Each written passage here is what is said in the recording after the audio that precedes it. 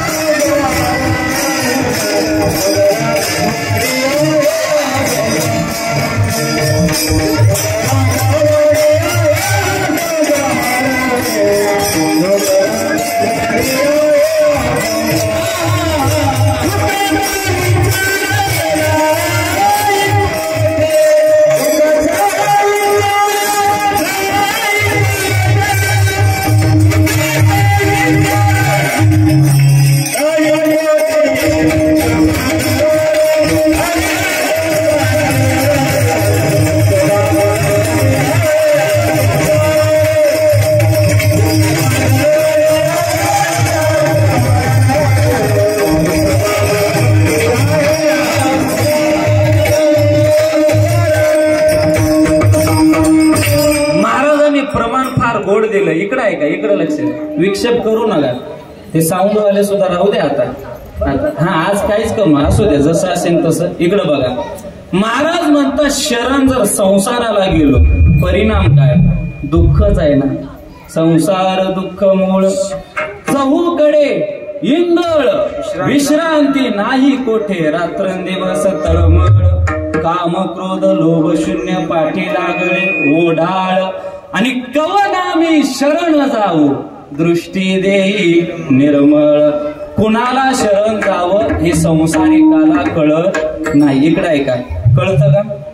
बरेच माणसं अशी येतात आमच्याकडे. महाराज काय तुम्ही देव देव सांगता, काय तुम्ही संत संत सांगता. अहो तुम्हाला माहित नाही का या काळात जग किती पुढे गेलंय? किती पुढे गेलंय? किती पुढे गेलंय? आताशी कुठं माणसं उभं राहून हातात घेऊन जेवायला लागले. एवढं पुढे गेलंय. ते इंदुरीकर महाराज फार गोड सांगते. इंदुरीकर महाराज म्हणते प्रगती तेव्हा होईल जेव्हा माणसं बुटात घेऊन जेवायला लागतील.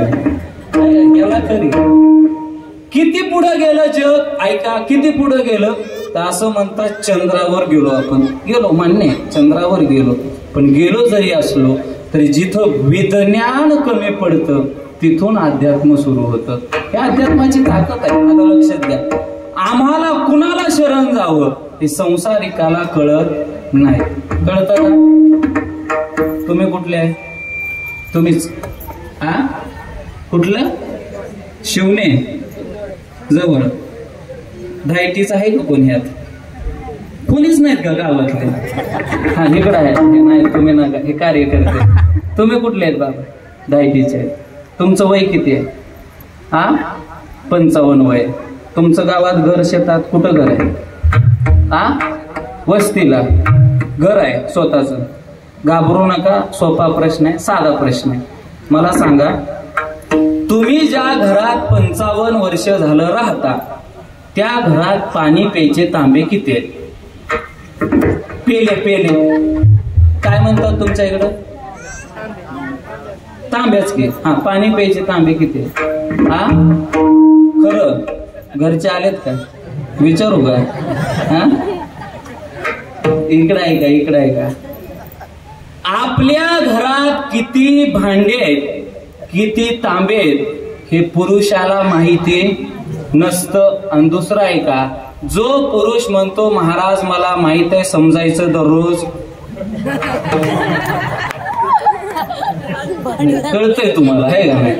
हुशार आहे तुम्ही, हुशार. समजायचं पुरुषाला माहिती नसतं. आता विनोदाचा भाग सोडा, इकडे या. महाराज ज्या घरामध्ये आपण 55 वर्ष झालं राहतो, ज्या घरात आम्ही 70 वर्ष झालं राहतो, त्या घराचं नीट ज्ञान आम्हाला नाही, आणि मग कुणाला शरण जावं हे कधी कळायचं?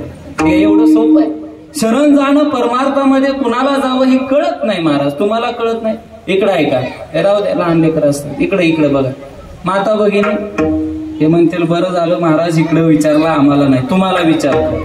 आणि तुम्हाला फुकट विचारणार नाही, कारण तुम्ही कोण आहे माहित आहे का? लाडक्या. तुम्ही काय साध्या नाही राहिल्या, आता तुम्ही मुख्यमंत्र्याच्या लाडक्या बहिणी झाल्या. तुम्हाला प्रश्न, साधा प्रश्न नाही, 1 लाख रुपयासाठी. तुम्ही म्हणाल महाराज तुमची तब्येत बघून वाटत नाही तुम्ही देसाल म्हणून. माझ्या तब्येतीवर जाऊ नका, 1 लाख रुपये देणार, नक्की देणार. पण इकडे ऐका, प्रश्न असा आहे, पुरुष मंडळी, माता भगिनी, हे प्रश्न फक्त माता भगिनीसाठी आहे, तुमच्यासाठी आहे. लक्ष देऊन ऐका, प्रश्न फार महत्वाचा. 8 अशी आहे की प्रश्नाचं उत्तर 1 सेकंदात द्यायचं, आणि प्रश्न आपल्या समोर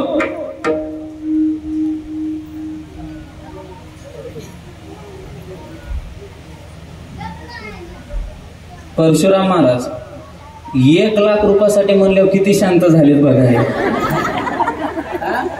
येरी होत येरी थांबा, अगं बसा म्हणावं लागतं, पण होत नाही.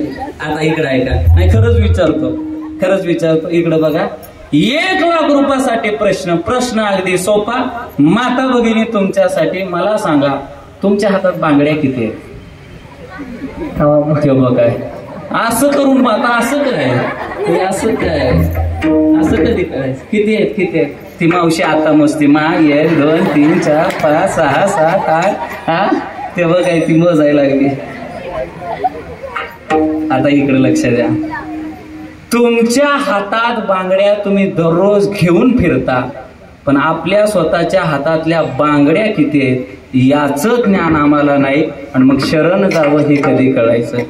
अरे आपल्याला ज्ञान नाही, मग कुणाला शरण जावं हे कधी कळायचं? कळत नाही. म्हणून महाराजांनी सांगितलं, शरण जायचंय ना, कुणाला जा? शरण जाऊ दा.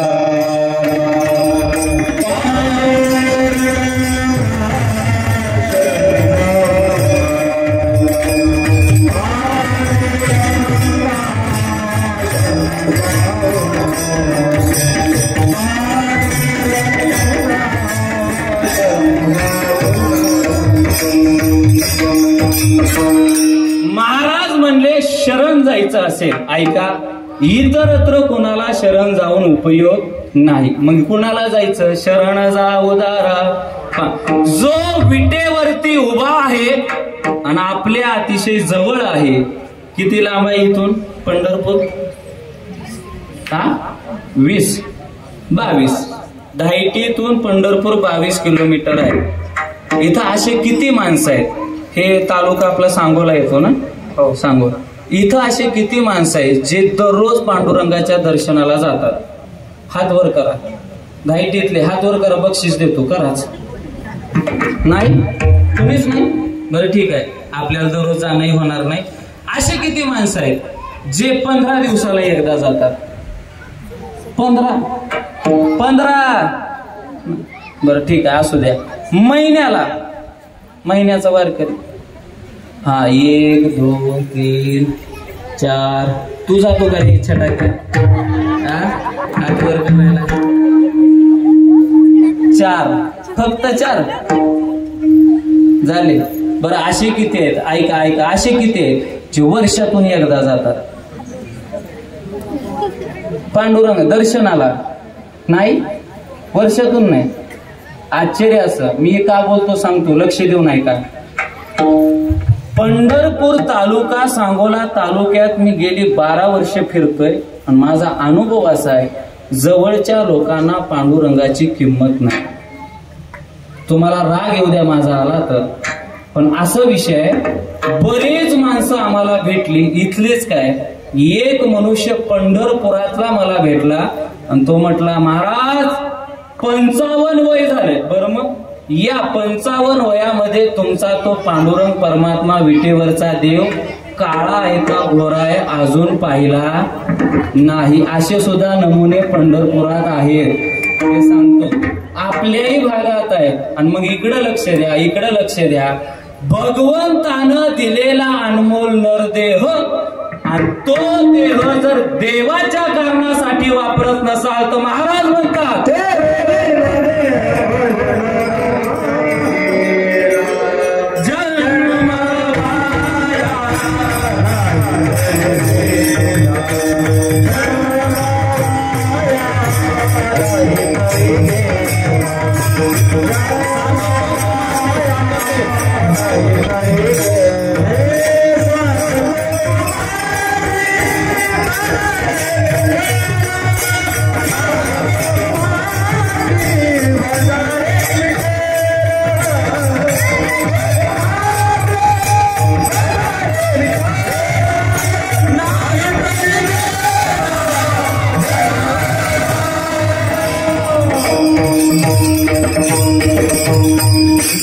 महाराज म्हणतात देवानं अनमोल असा नरदेह दिला असेल आणि या देहात येऊन जर पांडुरंगाची विठोबाची भगवंताची प्रभू रामाची भक्ती करत नसू तर काय उपयोग आहे का याचा?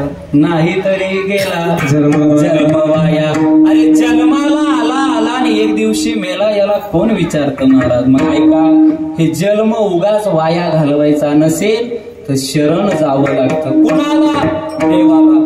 कसं शरण जायचं? ज्ञानेश्वर महाराजांनी त्याच्यासाठी एक ओवी दिली, लक्ष देऊ नये का? महाराज म्हणतात, तैसे अहम वाचा चित्त अंग देवोनिया शरण रीग मोहदरी का गांग रिगाले जैसे. महाराज म्हणतात भगवंताला शरण जायचंय. कसं जा? पहिली गोष्ट अहम द्या. अहम म्हणजे काय? बोला, अहम म्हणजे काय? अहंकार. देवाला काय द्यायचं? काय द्यायचं? अहंकार द्या. बोला बोला, अहंकार. पहिली गोष्ट दिली पाहिजे अहंकार. आणि समाजात, माझे वाक्य नीट आहे का, समाजात आता अडचण अशी झाली, माणसं सगळं सोडायला तयार आहेत पण अहंकार सोडायला तयार नाही. आणि तुम्ही समजून असा नका, असं संसारातच जास्त अहंकारी माणसं आहेत. आमच्या इकडे तर लई गोम आहे महाराज. आमच्यासारखं चाल नाही दिली. मला चाल कसं, म्हणजे मला काही येत नाही का? चाल नाही दिली म्हणून टाळ फेकून जाणारे अनेक आमच्या सुद्धा आहेत. आमचे गुरुजी नेहमी सांगतात, फार गोड सांगतात. महाराज म्हणतात वाद केव्हा होतात? ज्याला जे भेटलं नाही की वाद होतात. महाराज म्हणतात ज्याला जे पाहिजे ते देऊन टाका. एखादा म्हटला मला चाल द्या, मन पहिली चाल मन. एखादा म्हटला मला कीर्तन द्या, हे जर फेटा कीर्तन करतो. एखादा म्हटला पखवाज, हे पखवाज वाजव. एखादा म्हटला महाराज या सप्त्यामध्ये सगळ्यात मोठी देणगी मला द्यायची. दे ना बाबा, आम्हाला काय अडचण आहे, आम्ही का नाही म्हटलंय का? आणि असं हे जरा असं वाढावं हे का नाही, वाढलं तर इकडं वाढावं. अहंकार. आणि इकडे एक लक्षात घ्या, धाइटीमध्ये एवढा सुंदर सप्ताह सुरू आहे आणि एक गोष्ट कधी लक्षात घ्या, या सप्ताहाला दृष्ट लागणार नाही. त्याचं कारण असं आहे, हे जे तुम्ही काठ्या लावलेत का नाही अशा, इथं एक समोर एक, वाहनं येऊ नये म्हणून. जसं आपण मंडपात येत असताना, या कीर्तनाच्या मंडपामध्ये येत असताना चप्पल बाहेर काढतो ना, तसं एक दुसरी गोष्ट करायची. कीर्तनाच्या मंडपात येत असताना मनातला अहंकार सुद्धा बाहेर सोडायचा, बरं का? अहंकार बाहेर सोडायचा, मग इथं यायचं. त्याचा परिणाम काय होईल? महाराज म्हणतात ज्याचा अहंकार गेला तो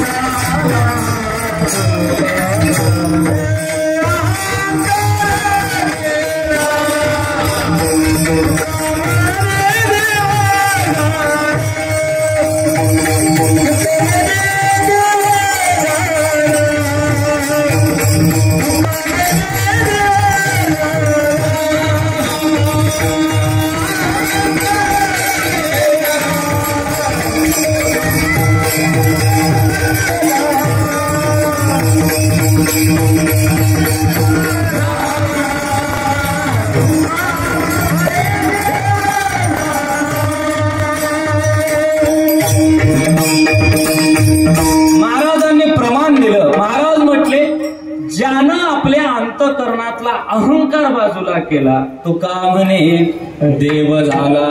आणि मनातला अहंकार काढावा बरं का. त्याचं कारण इकडे लक्ष द्या. देवाला अहंकार अजिबात आवडत नाही. आणि किती आवडत नाही, किती काय म्हणतात, तिळभर सुद्धा आवडत नाही. तिळभर जरी होय अभिमान, मेरू तो समान हाय देवा. मग देवाला शरण जायचं तर अहंकार काढावा लागतो. इकडे लक्षात घ्या.